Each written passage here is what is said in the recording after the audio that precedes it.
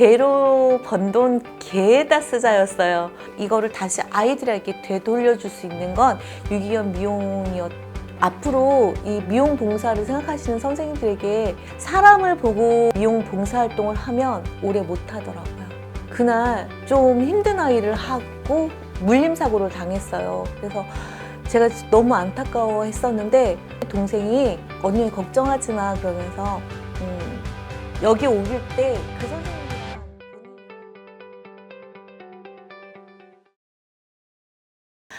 안녕하세요. 저는 천안에서 넘버원 트리머라는 샵을 운영하고 있는 강명애입니다.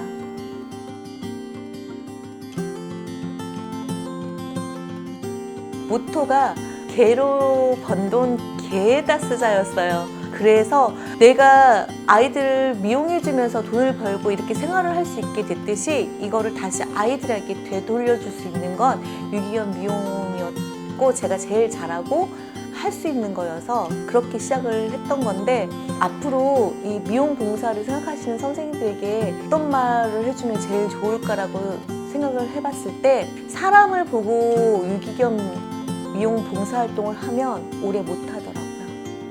아이들만 보고 해야 돼요. 이거를 좀 풀어서 얘기하면 유기견을 돌보는 사람들에 대한 이슈가 있거든요.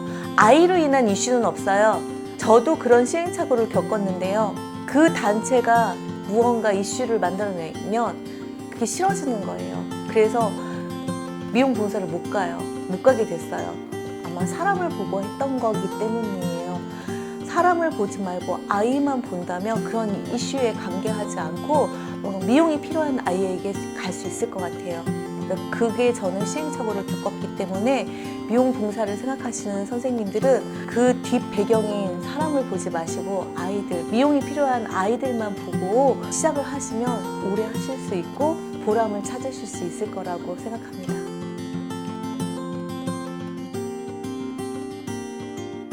제가 이거 하나의 에피소드인데 봉사를 가게 됐어요. 삼척에서 미용을 하는 선생님이 같이 왔더라고요. 동반해서. 그 선생님이 처음 봉사를 저랑 같이 했던 건데 그날 좀 힘든 아이를 하고 물림사고를 당했어요. 그래서 제가 너무 안타까워 했었는데 삼척의 동생이 언니 걱정하지 마 그러면서 여기 오길 때 그 선생님이랑 본인이랑 생각했던 말 안 듣고 힘들고 나이 많아서 미용이 어려운 아이들은 우리 같은 경험이 오래된 사람들이 해줘야 되는 거다.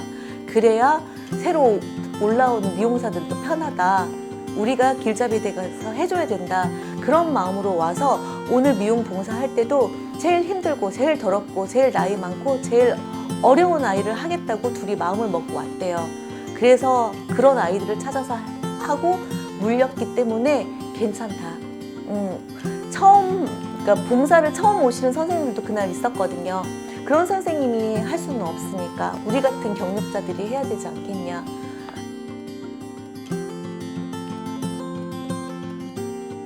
저도 이제 나이가 제법 있어서 이 미용을 언제까지 할 수 있을지 모르겠어요.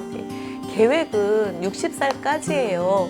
우리끼리 하는 말로 손 떨리고 눈 안 보이면 못 하는 거야. 이제 이렇게 얘기를 하는데 그 후에 뭘 해야 될까라고 제가 많이 생각을 해봤는데 저는 아이들이 좋아서 시작을 한 미용이기 때문에 미용을 못해도 아이들과 함께 할 것 같아요. 그래서 지금 이렇게 세미나를 여러 가지 배우는 이유 중에 하나이기도 한데 저의 가장 큰 마지막 꿈은 보호자 교육입니다.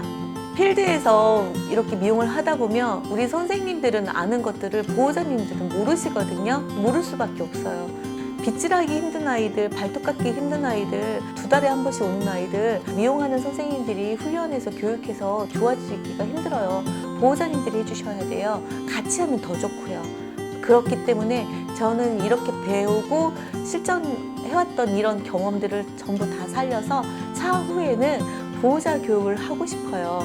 그게 가장 큰 저의 목표이고요. 누가 이제 우리끼리 그런 얘기해요. 로또 당첨되면 어떻게 할 거야? 그러면 사실 10명의 미용사분들에게 이 질문을 했을 때 8, 9명은 미용을 안 한대요.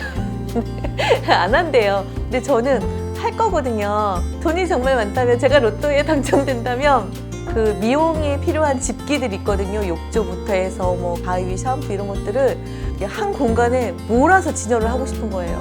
비교를 할 수 있게, 비교해서 선택할 수 있게. 우리 미용사 선생님들이 오픈을 할 때 가장 조금 왜 저렇게 할까 경험자 입장에서 생각해 보면 인테리어에 정말 투자를 많이 하시거든요. 만약에 5천을 자산을 가지고 샵을 운영하면 3천만 원이 인테리어예요. 근데 그거는 저는 좀 지양해야 되는 부분이라고 생각해요. 우리는 몸으로 일을 하고 몸으로 먹고 사는 사람이잖아요. 보여지는 인테리어가 아니라 실질적으로 내가 쓰는 도구에 좀 더 투자를 더 하셔라. 그리고 인테리어는 내가 이 샵을 그만둬도 뜯어갈 수 없지만 도구는 중고로 팔 수 있다. 현명하게 이런 인테리어보다는 도구에, 내가 쓰는 도구에 투자하라고 많이 조언을 하거든요. 일반 테이블 말고 전동 테이블 쓰고요. 가위도 투자해서 손에 맞는 가위도 중요하지만 여러 가위를 구비해서 아이 미용할 때마다 적재적소에 사용한다면, 그래서 저는 용품을 좀 많이 쓰는 편인데 이것들을 차후 저희 세미나에도 한 번씩은 녹여낼 거예요. 이런 제품은 이럴 때 사용하니까 좋더라. 뭐 그런 것들 제가 먼저 써본 거 소개해서 우리 선생님들 좀 더 편하게 미용하게 길잡이가 돼주고 싶은 그런 바람도 있습니다.